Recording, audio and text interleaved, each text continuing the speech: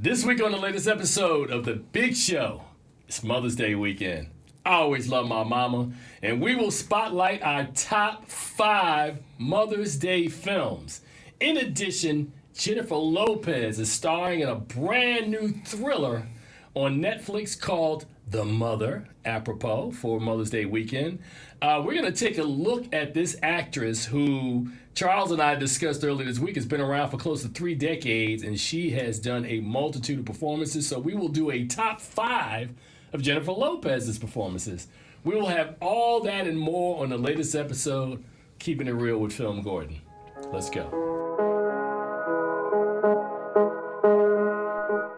Experience life through the eyes of a true film addict.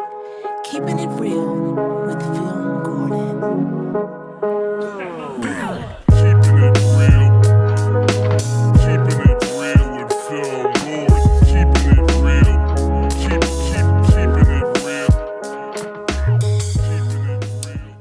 And welcome to the latest episode of Keeping It Real with FilmGordon. I am Tim Gordon, and I am joined by Charles Kirkland Jr. I started to say something, but that's not what Jesus would do. Charles, what's going on, man? I have a prepared statement. No, I'm just kidding. I mean, I'm you good. can tell. I mean, we're week today. 2 of the strike. I mean, if you want to have a prepared statement, you can have one. I'm not going to read a prepared statement every week we have a strike. So, you know, I'm good. I'm good today, Tim. Good. All right, man. So we got a lot of show to get into. It's Mother's Day weekend, man. So we've got a multitude of films from that genre. If you notice, if you watch this podcast week in and week out, we always do lists on the show. Lists are fun. Lists are fun. People always want to debate a list. You know, like last week when I got Godzilla. You know, stuff happens, you know. It happens. Yeah. A lot of time people say, Tim, you're off your rocker with your list. But when they come to me, they're like, oh, thanks, Charles. You really did us proud. Wow. Yeah, so we will have that list for Mother's Day, and we will go through some films that may be familiar to you or some that we will be introducing you to for the first time. In addition to that, Jennifer Lopez, man, is a woman that I remember watching dance on In Living Color back in the day. And from that point at In Living Color to here we are now 30 years later, Jennifer Lopez, it seems like she's been around forever. She's done so many movies, and it's funny because when we were doing the research earlier this week, I'm like, man, she's done a lot of movies. So we're gonna break down our 5 favorite performances. I would normally use the word her top 5. It is her top. It's the top 5 for this show. It's actually our favorite. There's really no. People could just debate all day long about what's number 1, who's the best, who's second best. Doesn't really matter. It's all subjective anyway. Charles, what do you think? It's like Puff Daddy versus what's the new versus is coming up? Puff Daddy and Who? And what's his face? Jermaine Dupri. They're gonna do a versus. So it's not like you're gonna lose. I think that's Jermaine Dupri.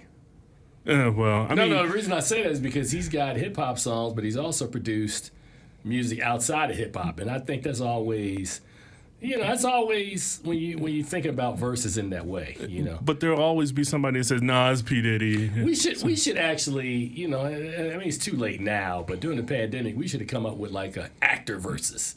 Will Smith versus Jamie Foxx. That's what we should have done as a versus. That would be fun. Summer's coming. Yeah, man, we got a lot of stuff happening. And by the way, for you people at home that are watching this really wonderful logo on this shirt that Charles is mad because he didn't get one, this is the Light Reel Film Festival. It's a bootleg version. Wow.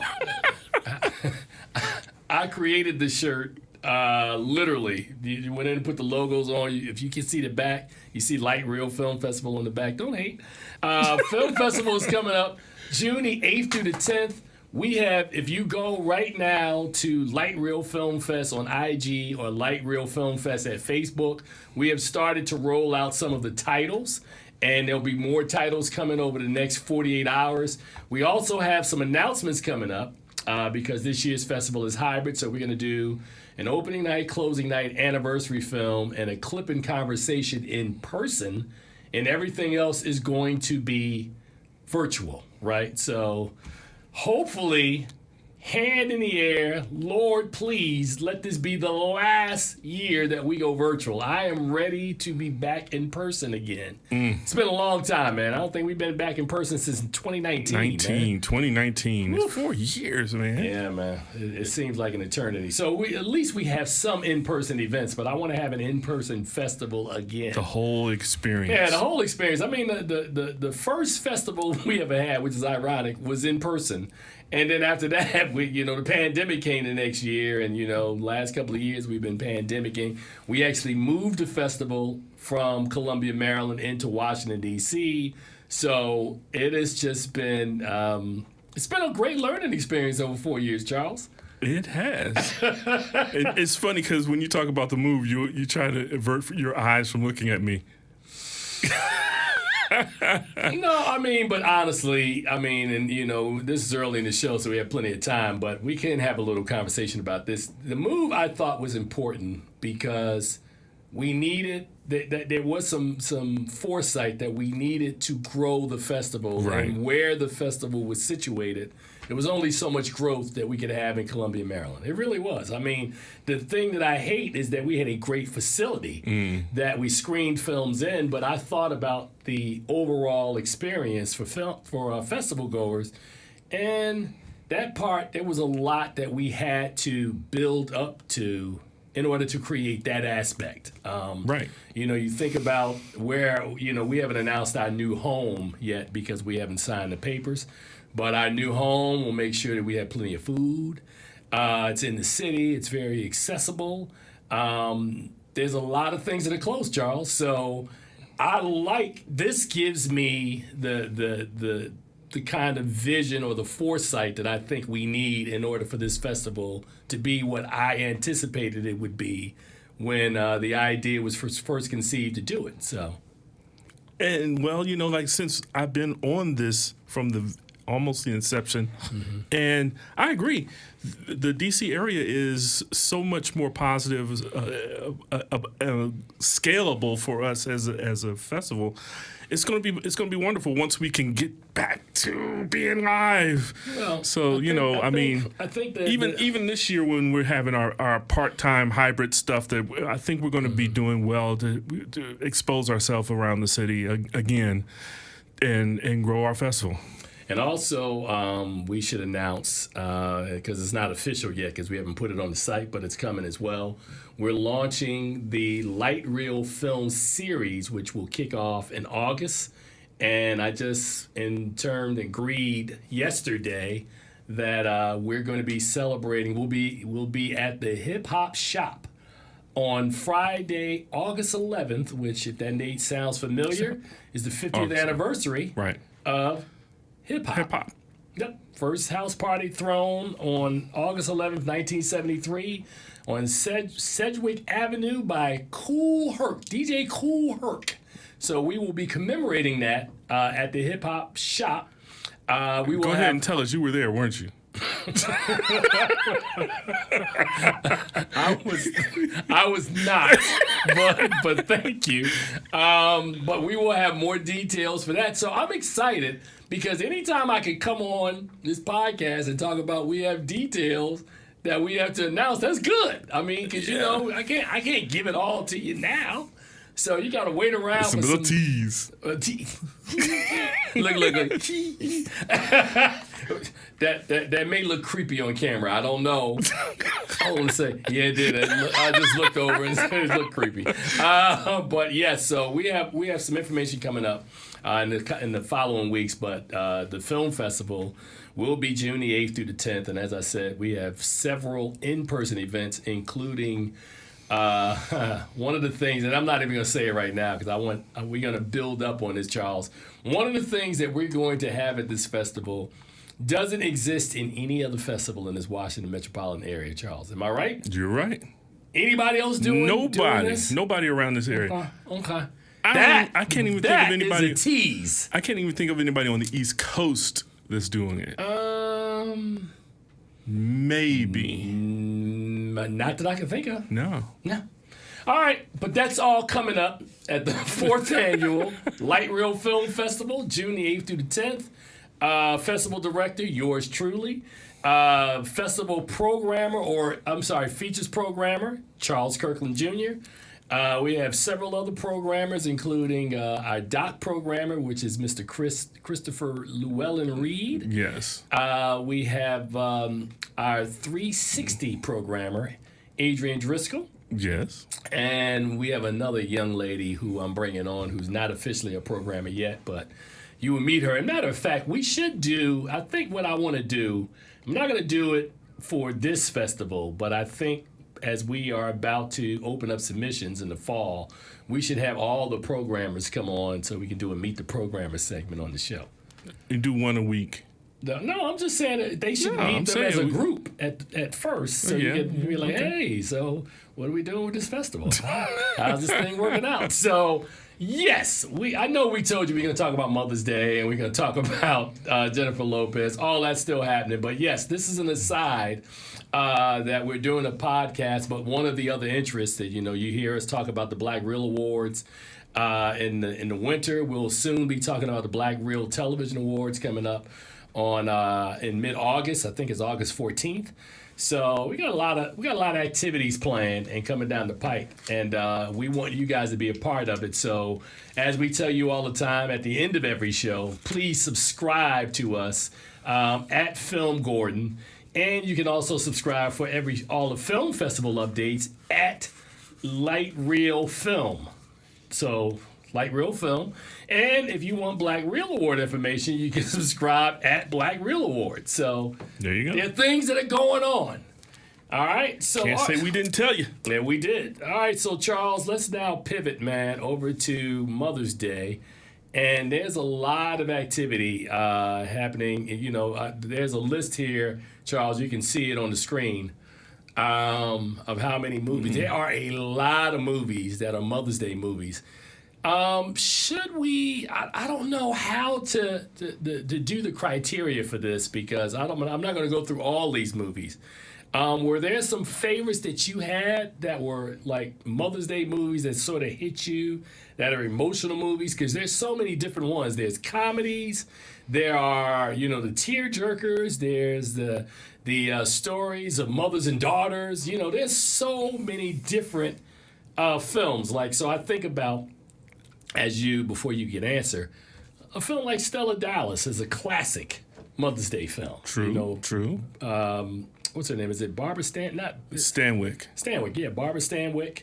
Last year during the Oscars, the film that won Best Picture, Everything Everywhere All at Once, was another one. That was a good Mother's Day, mother's-daughter story. Absolutely. And a lot of people didn't even, because it's such a hard film to watch that they couldn't really get to what Everything Everywhere was all about. So that would be me. I'm just keeping it real, man. But it is a great mother-daughter story, and if it were my list, I'm going to tell you, when my list, I actually would talk to my wife because she is a mother, and I said, tell me what your favorite Mother's Day films are, and because Aliens would be one that would be on my list because it's a story of two mothers. If you didn't know that, it is a story of two mothers. Ripley and the alien were both mothers protecting their child. Yeah. All right. Not where I expected you to go with that, but last week it was Godzilla, this week is Aliens. I see a theme emerging. Okay. Yeah, you and monsters. Yeah.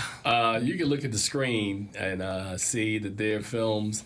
There's actually a film called Mother's Day, which I didn't think was a really good movie. You have comedies like Bad Moms. I mean, there's so many movies. This feels to me like a conversation we had several weeks ago when we did the 100th anniversary of Warner Brothers, where you have, a subject matter that's so vast that you try to figure out how do you whittle this thing down in order to get it something salable that we can actually do, right?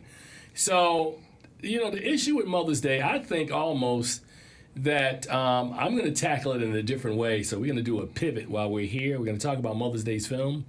there's so many different ones. I think I want to focus a lot on the BIPOC Mother's Day films. How about that? Okay. Yeah, I mean, because we gotta whittle it down. Man. I only There's too got many. 2 of those on my list, though. Well, I mean, I'm looking right here at Hidden Figures, which I don't really get the Mother's Day connection that they put on here. Is there a Mother's Day connection for you for Hidden Figures? Not really. Okay, just checking. And actually could be 3 films on here that would be on my list that could be BIPOC if you count The Blind Side. Because Well, go ahead. I mean, let me hear your list, man. Okay, Don't be so holding out. first off is The Sound of Music. My wife loves this film, and it's a story about a woman with children and all that good stuff. How's that BIPOC? It's not. But now the BIPOC, I said there are 3 on there that are BIPOC. So the 3 of them are Soul Food. Okay, All right. that's a good one. Sister Act 2. Yeah, because it's really about Lauryn Hill and her mother who really didn't want her to sing, and she really just trying to get her to sing, and so that dynamic was. And then Sister Marie Claire was like a mother to all those children in the choir. So there's a motherly theme that goes through. All right, if Sister you're Act 2. watching, if you're watching my facial expression at home, this, ladies and gentlemen, is what happens when I don't come up with a clear criteria. Because Charles is just blurring the lines of what Mother's Day means. So the fact that you talked about aliens with Ripley and the alien, and they were both mothers. It's a Mother's Day story. It's a mother's Really? story. It's a mother's story. Yes. Okay, all right. This is I take the blame for the day, ladies and gentlemen. If you're watching at home, this is my fault. Tim Gordon, the producer, has to do a better job of kind of bringing it in nice and tight. But go ahead, Charles. Sometimes, man. If they didn't have the camera running to actually Go see ahead, me Charles. wrap my ahead, hands around your throat, It's my fault, man. and then so the other one would be The Blind Side, and I think that counts as a BIPOC. It counts as a Mother's Day film. Okay. Mother's Day BIPOC film. All right. So while you were there, Go ahead. because again, this is my wife's list, so she's not going to talk about things like Miss Juneteenth, which is a really great film. But just didn't work for her. Right. So I'm just giving you, Right. that Okay. view. Gotcha. Not gotcha. my view, but her view. Because like I said, my view would have aliens. Man's on throwing his it. own wife under the bus. I got you. It's not her view, not my view, but hers. I'm saying this is the kind of stuff that she likes. Gotcha. So Gotcha. I mean that she's a mother. I'm honoring Mother's Day like this. Okay, again, blurring the lines, but I like it. That one, I feel Just like call me Robin Thicke. I feel like almost that I'm a judge, and I'm like, yeah, we'll allow that. Okay, so Real Women Have Curves. We forgot about that one. No. There it is, right there. Okay, it's a great film. It's a great film, man. Well-meaning mama Is bumps that- heads is- with her independent daughter on the cusp of adulthood. Is that on your list? Would that It's make your on top my list 5? now. It's on my list now.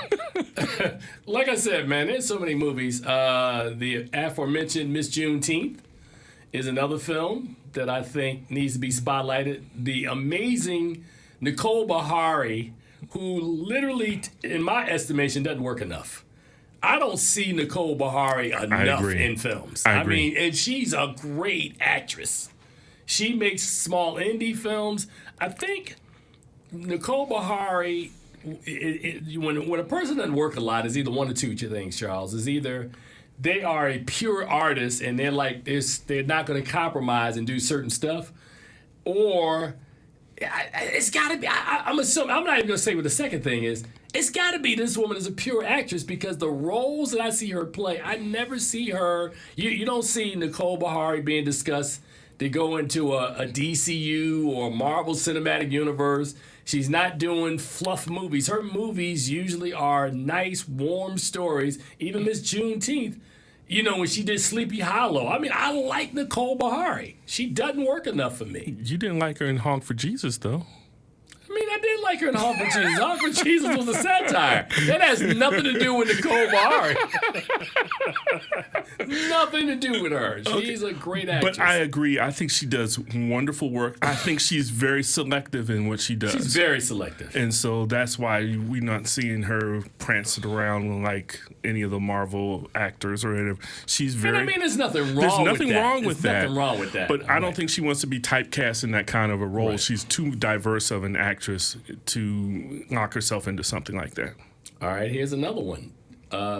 Angela Bassett and Keke Palmer in Akeelah and the Bee. Akeelah and the Bee is a great A film. great film, man. 2007 or 8 or something around that time. Good story. Yeah. You know, so I'm looking for some potential. Matter of Mother's fact, I Day think film. that would be on the list of my daughter. She loves that film, Akeelah and the Bee. She likes Akeelah and the Bee. Yeah. She's a big Keke Palmer fan anyway, so whatever she does. Yeah, there's so many. Well, like I said, I'm going through a list and looking through some Mother's Day films now. And I was trying to find some more films that may have some folks of color. Yeah, that was a good one too. Little Miss Sunshine. Yeah. There's your Blind Side right there.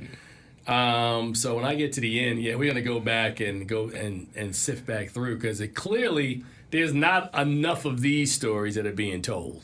It really is not. Probably not. Yeah, there's definitely. I mean, as we go through the list, you named 3, and then I named like another 3 or 4, maybe. That's it. And somebody tried to give me Fences as a Mother's Day movie. I'm like, no, I mean, Viola Davis has a good role in the film, but it's really more about father-son than it is mother-daughter. Mother, or even mother-son for that matter. So. Right.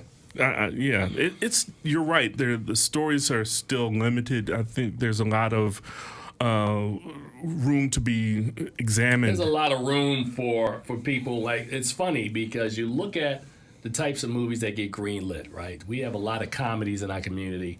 We have a lot of I'm not going to say we have a lot of hood dramas now. We have a lot of biopics.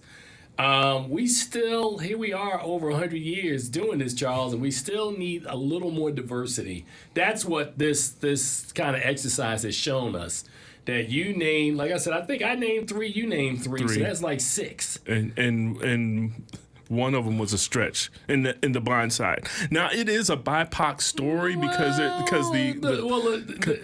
it's not the traditional African American story. Let's take a second to really clear that up because that's a really good point. When we started the Black Reel Awards back in 2000, we had to figure out what criteria would be used to call something a black film. Right.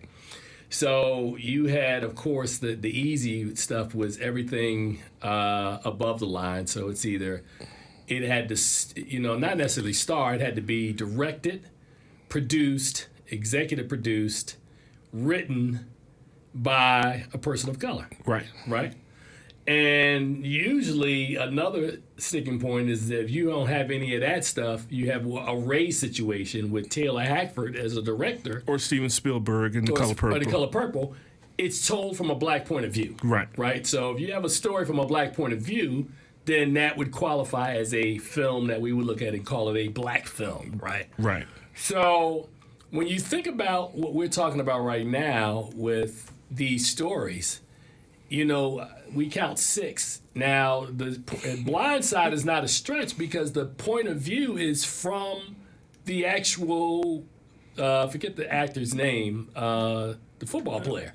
I know it's Michael Orr. Michael Orr. It's Michael Orr's story, right? So we put the spotlight on the mama, but the story is about this black kid. True. So to me, that kind of overrides all that stuff. I think we see more from her side than from his side. We have her perspective, right? But it's his story. True.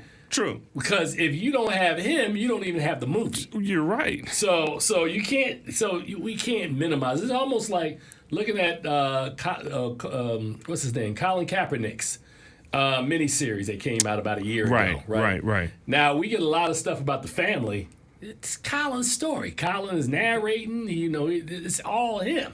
So that's what The Blind Side sort of reminded me of. Like they tried to make it a Sandra Bullock, mama's story, but like, yeah, mama, it's about this black kid. This black kid he's the story, right? All right. So that's what I'm saying. So it's not a stretch, is what you're saying. No, it's not a stretch, okay. man. I mean, right. Charles Kirkland, you don't stretch. All right. You do you. I do stretch. All right, man. So let's go back through here. Some of the movies that we didn't talk about, which weren't a part of our quote-unquote BIPOCness, were My Big Fat Greek Wedding. I didn't think about that one. Didn't think about that one. My Piano. I mean, The Piano. The Piano, yeah. Yeah. Little Miss Sunshine was a good one. Little Miss Sunshine and Coda are really good Mother's Day stories. Okay, that's a Mother's Day story, because think about it. Coda, she is, Coda? her and her mother are at odds, right? Because the family wants her, of course, somebody's sitting at home going, I didn't watch Coda. If you didn't watch Coda by now, I'm not spoiling it for you. We're not spoiling it. Coda is basically a story of a young girl who is in a what is it? Is it ADL? Is that the phrase? If you can't for the hearing? No. I'm sorry. What is it? I might be getting the acronyms wrong. I don't know what you're trying to say. Her family is deaf. Her family is deaf, and she's hearing. She's hearing in the same family, and they want her. Cause they need her because they run a business. She's a CODA, child of deaf adults. Thank you. I'm sorry. I don't know what acronym I was using, like somebody driving a truck or something. But anyway, yeah, I thought that was a good film. But a lot of the conflict is with her mother, because the father is kind of cool with what she's doing. Yeah, that's true. It's the mom. That's true. Right. So CODA is really not a stretch either. There's your aforementioned The Sound of Music. I hate that film. I shouldn't have said that. I am not a fan of the film. I respect it for what it is, and I know everybody loves that. It just never worked for me. I'm just sorry. It came out during a period in the 1960s where there were two types of these movies being made. It was these big showy musicals, My Fair Lady, Sound of Music. And then they also had, like on television, I was watching this last night, where they had all these farm shows, Green Acres, Hee Haw. It's like the 60s. The 60s as a decade of activism, really, really important. The 60s as for film and television, not so good. So good, bro. Yeah. And it's interesting because in a couple of weeks we're gonna review Being Mary Tyler Moore, which I watched yesterday.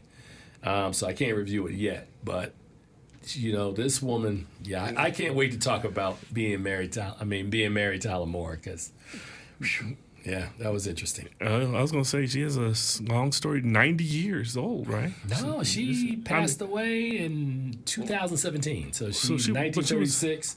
So she was 80. She's 80 when she passed. Yeah, she's 80. So we'll talk about that a little bit more. But that ties into what you're talking about with The Sound of Music. But here's her and Julie Andrews. Had a couple of movies together. Yeah. So it was a different time. Charles, I got on the screen The Guilt Trip, which is actually not a really good movie, with Barbra Streisand and Seth Rogen. Another not good movie right there. True Beverly Hills Don't even talk about it. I don't know where some of these movies I just don't see the connection. That wasn't too bad. Now, The Parent Trap and Freaky Friday, aren't these two sort of like siblings? They're cousins. They run along. I mean, they're Disney films, and they it's Disney. So there's a little inauthenticity to it, but I enjoy The Parent Trap much more than Freaky Friday, because it was just way too mystical and stuff. So about switching bodies and stuff. So there are two movies that I think are classic movies, and I said Stella Dallas already with Barbara Stanwyck. The second one is this one that's on the screen, Mildred Pierce, right? I keep saying on the screen at home. You can't see the screen. Me and Charles can see the screen. It's our secret. Mildred Pierce, 1946, Joan Crawford, great movie. That is a Mother's Day movie. That is a good Mother's Day Now watch film. this. I'm not saying watch it on Mother's Day, because not really. But you're going to have a hard time movie. finding it, first of all. But, I mean, it is a great movie. It really is. All right. A more contemporary film that's a good Mother's Day film is Lady Bird. What is this young woman's name? Saoirse Ronan. Right. It took me a minute to figure it out. I thought you were thinking of Greta Gerwig. No, I know Greta Gerwig. It's Saoirse Ronan, man. You know, she's an amazing actress. I don't get the Mother's Day connection in this one. In Lion? No. Yeah, I don't get that one. That's a stretch. That's a Now, stretch. that's a good one. Postcards from the Edge. Meryl Streep and Debbie. That's Shirley MacLaine. Shirley MacLaine. Yeah. As an aside, what do you think about Shirley MacLaine and his actress? Wow, you really gonna drop that on me like that? Terms of endearment. No, I'm just saying. I mean, she's got some quality work, but The Apartment. she seems to be the same person. Two meals for Sister Sarah. I mean, I'm just telling. I think Shirley MacLaine is hot. I watched her in a bunch of movies and was like, huh. She did one with Jack Lemmon where she played a prostitute in France and he was a cop. And I'm trying to remember what the name of that one is. I'm basically asking you that because I've seen a lot of Shirley MacLaine films without looking for Shirley MacLaine. She's in a lot of movies. She's done a lot. She's in a lot of movies. Yeah, she's got a... But you have seen The Apartment. I have seen The Apartment, yes. Oh, it's great in The Apartment. I thought that was where you were going for a minute there, but you said in France. You never saw Two Meals for Sister Sarah? Her and Clint Eastwood? Yeah. Where she played a buck wild nun. I just said, people, you gotta watch movies, man. That's what I'm saying. Charles always teases me about you always talking about you doing this off the top of your head. Yeah, I am. Because I watch movies. And The Monitor. No, just kidding. No, not The Monitor. There's no movie on The Monitor. There's nothing on The Monitor. Yeah. Oh, that's a good one. Julia Roberts and Susan Sarandon. Stepmom. That's a good one too. Yeah. Stepmom, if I remember. Yeah, I'm right. She's a mother who's dying, and Julia Roberts comes in. She's the. Wow, I got to rewatch that movie. I had not picked that up. She's with the husband. Yeah, she's the new woman. The new woman in town. Yeah, that's not good. And there's the aforementioned Terms of Endearment. Yeah. Now that, if we talk about a Mother's Day movie, that's one of the best ones that's on the list. Terms of Endearment is really good. Also bolstered by I think, did he win the Oscar? I know he was nominated. Jack Nicholson? I believe it did. Oh, my God. No, I'm talking about, did Jack win? Yeah, I think he did. Man, I think he did. Terms was really good. Max is sitting over there silent. You know you watched Terms of Endearment. No, he did not. He did not watch it. Yeah, I can tell. The next one, when are we going to get to Steel Magnolias? Oh, man. Come on, man. Come on, man. Really? Come on, man. Yeah. Come on, man. Really? We doing that, man? Yeah. Steel Magnolias. We haven't gotten there yet. Georgia Rule is on the board right now. You're not a big Georgia Rule fan with Lindsay Lohan? No. Okay, cool. No. Roma is not a Mother's Day movie. It's barely a movie. The comments that were offered by Charles Kirkland are his own comments. I am not messing with Netflix, man. Look, I'll be the first to say that. No, think about it. The woman who plays the living matriarch, maid, she had a child, right? Right. Yeah, I guess that would be the mother. That's pretty much it. Yeah, and she's a mother to this group of children. And the kind of like Sound of Music. I agree with Charles, though.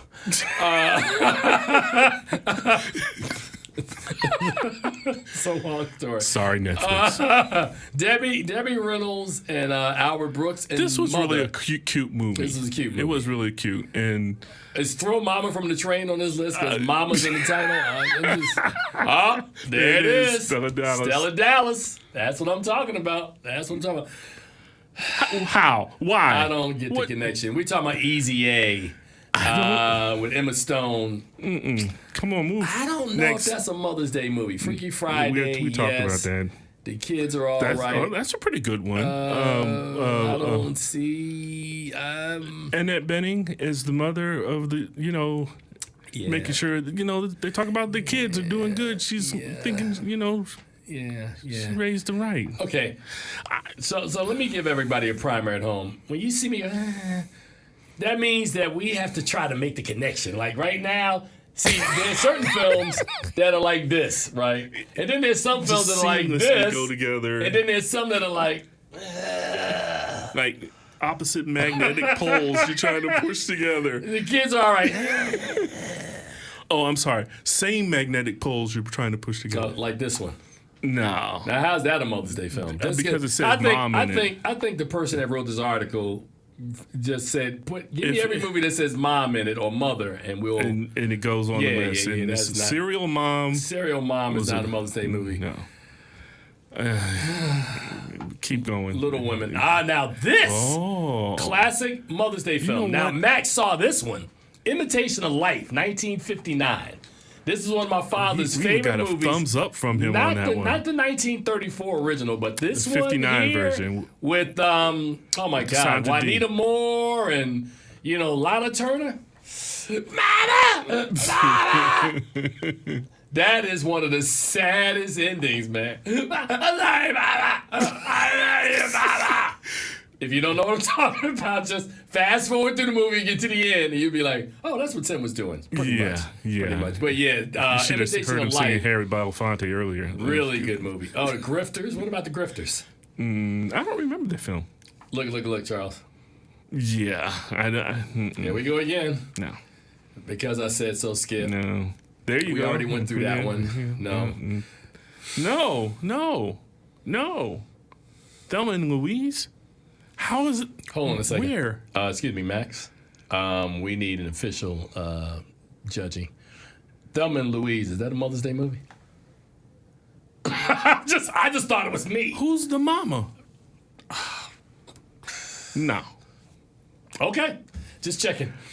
Skip. No. They got a sequel coming out. Yeah, we didn't even say it on the air. Don't even say it. No. Yes. Steel Magnolias. There you go. There it is. There it is. Now that's a Mother's Day film. Ooh, yeah. That's a Mother's Day film. And I'm sure somebody's going to watch this show and be like, oh, they missed blah, blah, blah. Yeah, okay. I mean, it's possible. It's possible. It is quite possible. Out of the 50 million Mother's movies. Oh, hold on a second. We're I was gonna going miss a fast. Here's one. The Joy Luck Club. Now, that's a Mother's Day movie. I remember seeing that one. That's a good Mother's Day movie. All right, we can ready to tie up this. Now, I don't know if Wonder is a good Mother's Day film. That's a Mother's Day film, but it's a horrible one called Mother's Day. Ironically, Bad Moms is a Mother's Day movie, but not a good one. The Lost Daughter wasn't too bad. It wasn't too bad. I kind of enjoyed that. All right, so I really love Olivia Colman. She does pretty good work too. So let's go over the three you had, and then I'm trying to remember. I had Achille and the Bee. What were the other two? Real Women Have Curves, and what was the last one? Don't know. Yeah, I don't remember what the third one was. And then you had three. Go back over your three again, Charles.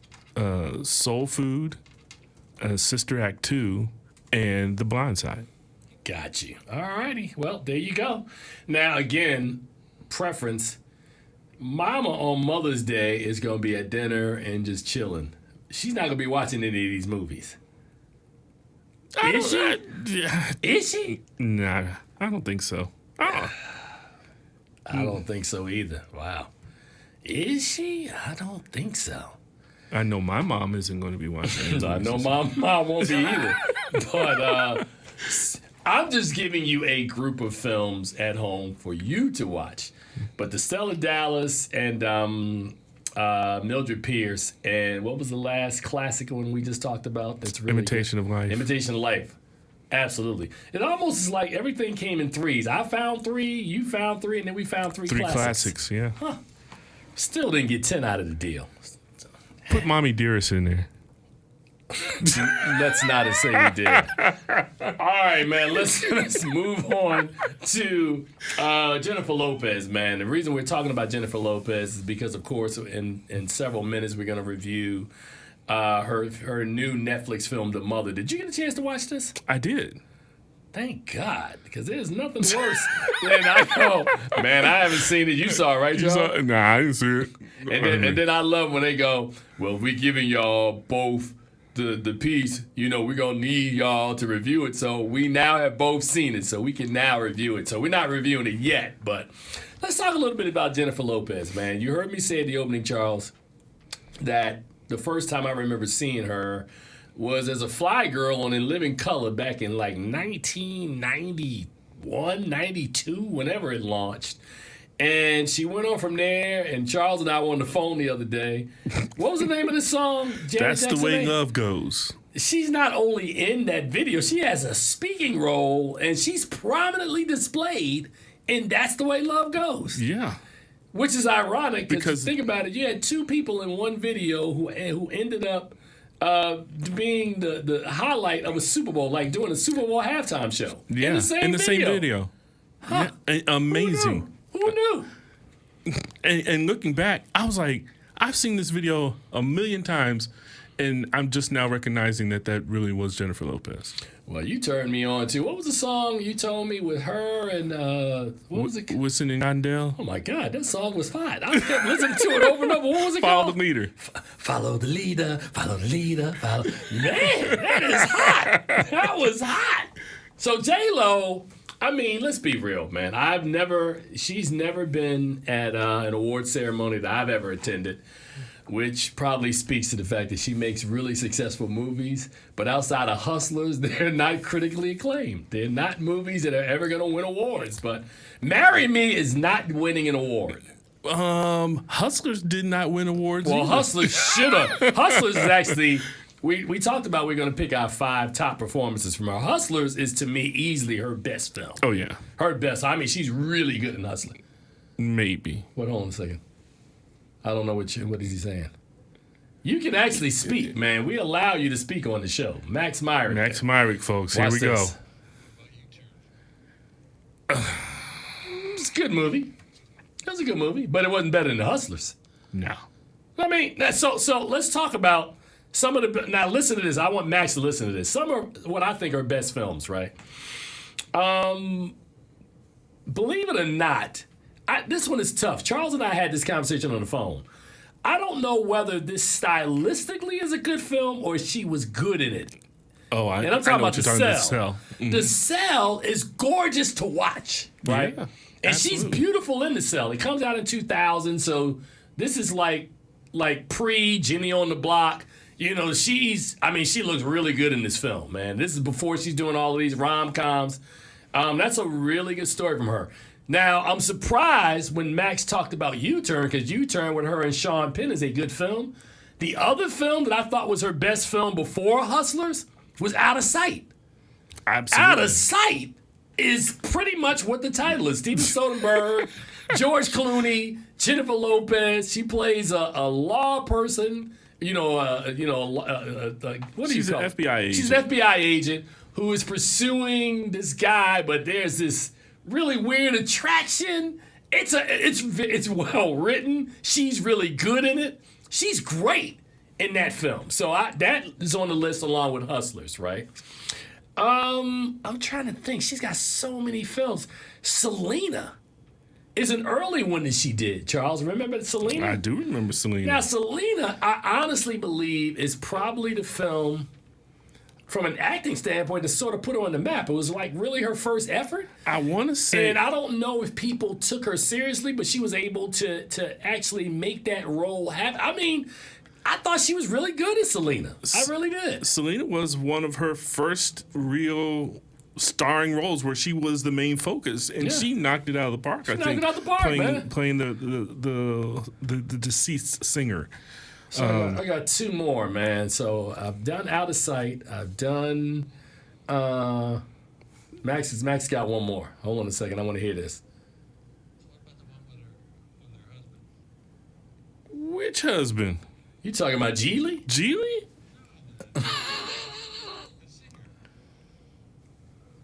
The independent one she did with Mark Anthony. What was it? El Conte or something like that? Yeah. That was a good Cantante. one. El Conte. Yeah. It was a good. I wouldn't put that in the top 5. I mean, it's good. Max is on to something. I thought Max was going to hit me with something like Sister Act. Or, Second Act. Or I was going to say, she wasn't in Sister Angel Act. Eyes. He's like, what about Angel Eyes? I see El Conte there. Trying to think. She's done so many movies, man. I'm just like, wow. I'm trying to think. So, you know what? And this is a stretch. Okay, so U-Turn. Max might be on to something with U-Turn. So U-Turn and Out of Sight may make the list. You don't have a list yet? No, I don't have a... Okay, here we go. Charles is being sarcastic. I'm looking to the camera because before the show started, I had written out a show sheet, and the show sheet magically disappeared. So we are doing the show. This is actually funny because normally we talk about the writer's strike, that the show is not written. So we are adhering to the strike for real today. But seriously, so I said U-Turn, I said Out of Sight, which I'd put near the top. Hustlers, that's 3. Selena might be 4. And wow, man, she's done so many romantic comedies, man. So what's wrong with that? No, I'm just saying I'm trying to figure out which one is my favorite rom-com. I don't know if it's Made in Manhattan. I don't know if it's Second Act. I mean, I find Jennifer Lopez's movies to be enjoyable to watch, right? Marry Me, I thought was not bad. I really didn't. I didn't think it was that bad. And I don't think we should have all dramas on the list, so if I had to pick one, damn, Enough was another one too, man. Goodness gracious. Enough was a good movie. Enough was a good movie. Damn. Money Train, we didn't talk about that at all. But she wasn't the star in Money Train. She was like Train. back up to Snipes and Harrelson. She was great in The Cell. So I mean, I really had Money Train on my list, but I was like, nah, there's other movies where she's more prominent in the film. So this is tough, man. I mean, I'm down to say. Oh, and then did you remember Blood and Wine? Yeah, I did. Did you have Blood and Wine on your list? Yeah, I do. I hate you so much, man. All right, so I've given you my 4. I'm going to throw a rom-com in because I just want to be a contrarian. And it comes down between 2 of them because I watch these movies an awful lot at home. Like I'm going to be upset when your list comes out almost the same as mine. But well, go ahead. Damn. All right. It's going to be... oh God, man, dang! And then I just looked and saw Made in Manhattan. Made in Manhattan. Can I get my list while you try to compose? Yeah, man. yours I'm looking for one film. I'm trying to decide between Made in Manhattan, Second Act, and The Wedding Planner. No, not The Wedding Planner. Anyway, it's 2 of those. I did a top 5 and I cheated and I made a tie for 5th place between Blood and Wine and The Cell. Because, like you said, The Cell is such a beautiful movie to look at. I mean, all right, cool. I got the answer. I'm going to do a 3-way tie. So, go ahead. And then after that, number 4, I have Selena. Okay. Number 3, I put Made in Manhattan, which I think is the best of all her rom-coms. You think that's better than Marry Me? I do. I really do. Even though Ray Fiennes in that one is not really. I think Matthew McConaughey is even more hotter than Ray Fiennes, so, that's why I put Made in Manhattan. Number 2, I have Hustlers. Wait. Yeah, Matthew McConaughey. Yeah. He's not in Made in Manhattan. Oh, that's The Wedding Planner. That's Ray Fiennes. That's what I'm trying to tell you. You're right. Ray Fiennes over... yeah. Made in Manhattan is a better movie than The Wedding Planner, even though Matthew McConaughey is hotter than Ray Fiennes. Man, okay. I think the story is just more engrossing than just the simple Wedding Planner. The Wedding Planner actually plays more like a Hallmark movie. So wait a minute, you dismissing Second Act and Marry Me? Yes. Wow. Okay. I thought the story in Marry Me, which sort of resembled to me a little, kind of loosely a Notting Hill story, because she's playing a singer celebrity that's sort of like her, who marries an ordinary guy, sort of like what Julia Roberts picks the Hugh Grant character in Notting Hill. It gives me Notting Hill's vibe, so I like the story. So in other words, been there, done that. Wow. Boy, you was a hater. You do realize that every movie has been there and done that. Every movie has been there and done that. Yeah, I understand. Okay, but no, go ahead. This like is a good conversation, though. So we're having a conversation around Jennifer Lopez's work, which tells me that we're hitting the right theme, that we could actually have some really tight discussions around her work. You know, the thing about Made in Manhattan, for me, it reminds me of like the 1950s, where you have Cary Grant and just a confusion of identity that just rolls on. And so I kind of like those themes because I'm an old head of movies like that. Let me tell you what's interesting about this particular conversation we're having. It is literally a tip-off for the review I'm going to give for The Mother. And it's so much a tip-off because the two guys are literally related to each other. Yeah.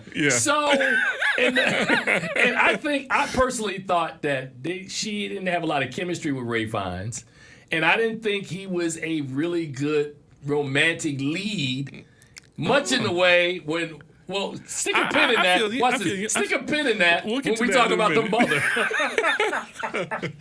So I gave you all the number two up to number 2, which was Hustlers for me, and then I put Out of Sight as my favorite J-Lo movie. Wow. Okay. Because that movie is just so cool. Out of Sight has such a cool hip vibe. Like if you watch Out of Sight now, it's just a cool movie to watch. Yeah. You know, and then I love the little scene at the end when they put Clooney in the van and Samuel L. Jackson's in there. I'm like, okay, I see what you did there, Soderbergh. Right, that's kind of good. Right. This was the beginning of Steven Soderbergh's cool vibe as he started pursuing down that lane. It was So no, I think you're right, man. All right, so let's get so having said that, let's get to The Mother now, right? And remember what I just told you about. About Made in Manhattan. And I think you know where I'm going with this one, too. I do. Okay, cool. All right, so The Mother is, goodness gracious, this is what happens when you don't have your script. You don't have a script, man. And you just we missed the writers. Come back. Yes, the writer's strike is affecting the big show this week. All righty, so here we go. Let's see. Max is about to give me a note or something. Are you not giving me a note? Okay. Don't be over there rifling through papers, man. I think you either trying to write something down or show me something. I knew he was doing that. Yeah, I see. The Mother, he held up a sign. The Mother is a film that is directed by Nikki Caro, which actually, we'll want to talk about that too. And this film has several screenplays, several people who worked on the screenplay, including Maria Green, who the story is from. Am I reading that correctly, Charles? Is that Maria? It's Misha. Misha Green. Misha Green. I knew I was reading it incorrectly. Misha Green, for people at home who remember, you remember something called Lovecraft Country or Underground. Misha Green is one of the screenwriters of this, and she's also, this is her original story. The film, of course, stars Jennifer Lopez, Joseph Fiennes, Omari Hardwick, and Gail Garcia Bernard. Thank you. And it tells the story of while fleeing from dangerous assassins, a new assassin comes out of hiding to protect the estranged daughter as she is left behind. She needs protection right now. You saw what was out there. That's gonna keep coming. If there's trouble,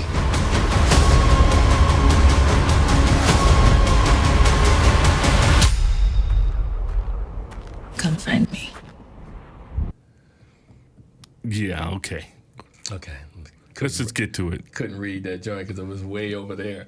All right, so here's what I would say. And Charles, I'm going to go back to your Made in Manhattan comment, right?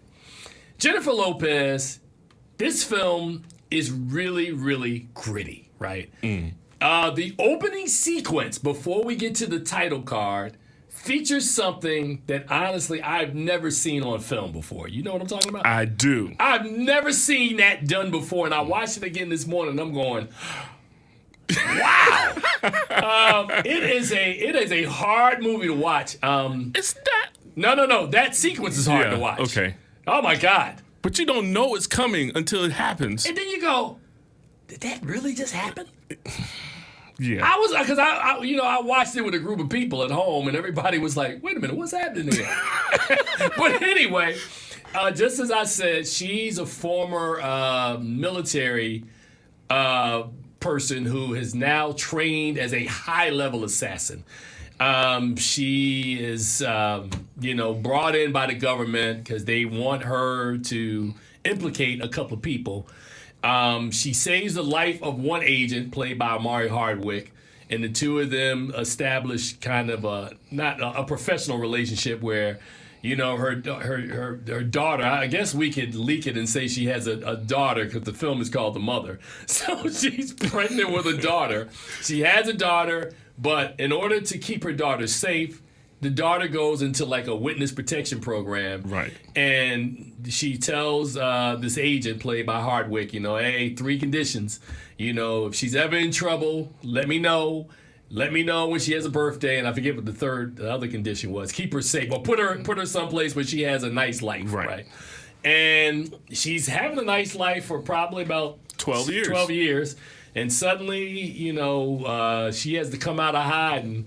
And we've seen this story a million times, man. You've seen it in The Unforgiven. You've seen it in John Wick. It's always the person who's got a special skills. A certain set of skills. A certain set of skills who's minding their business, and the bad guys decide that's the person they want to mess with. And I always love these movies. It's like, it's in the title. It's called The Mother. She's gonna win, and there's some brutal stuff that happens in this movie, man.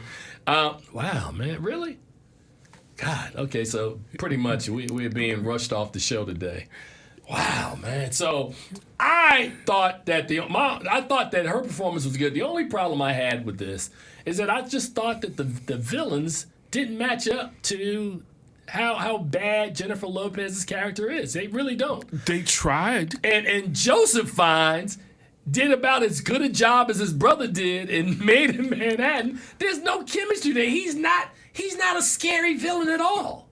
I agree. Even what they tried to do with him as far as the makeup and stuff that they did with him, he never came across as scary to me. Did you ever get the sense of watching it like he could actually win? No, not at all. Not one time. Wow. Even when he was the most evil at the very beginning of the film, I was like, I don't really get that. I was like, yeah, kind of boring. Oh, here comes Max again. So what grade do you have on the film, sir? You're writing a review, right? I am. So I'm going to do all my stuff. Max is rushing us off. We got about a minute and 10 seconds to go. Yeah. I would give it a B. Yeah. I give it a B. I think, like I said, I liked everything about the film. I love Nikki Caro, who does not typically make these sorts of movies, man. And she, like for an example, here's what Nikki Caro has done. Where's her filmography at? Nikki Caro has a very diverse filmography because she's did McFarlane USA, she did Whale Rider. Yeah. I mean, The Zookeeper's Wife. So I don't get the vibe of how she was able to make this film so gritty. This is a gritty movie to watch. Yeah, so it's a gritty film. So, but again, I say that in a positive and a good way. I just thought that they needed a better villain.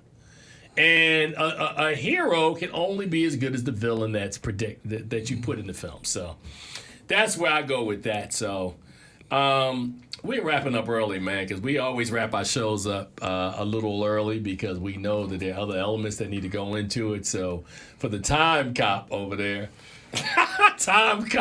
Myrick, Charles, next week we're going to come back with a big show because next week we got Fast 10 opening, and we got to talk about that. And there's some other stuff that's coming down the pike, man. But I want to basically say on behalf of Charles Kirkland, Happy Mother's Day. My mother is Annette Gordon. You want to say Happy Mother's Day to your mother? My mother... No, never mind. No, don't. Okay. Happy Mother's Day in heaven to Charles's mama, because he has that look on his face. And as we tell you guys in closing every week, please see something good at the movies. The Mother is a wonderful film if you get around that that vanilla cheese villain that they got in there, played by Joseph Fiennes. Until next week, you guys take care, and I'll talk to you guys soon. Peace, Happy y'all. Mother's Day, Mama Shirley. Happy Mother's Day.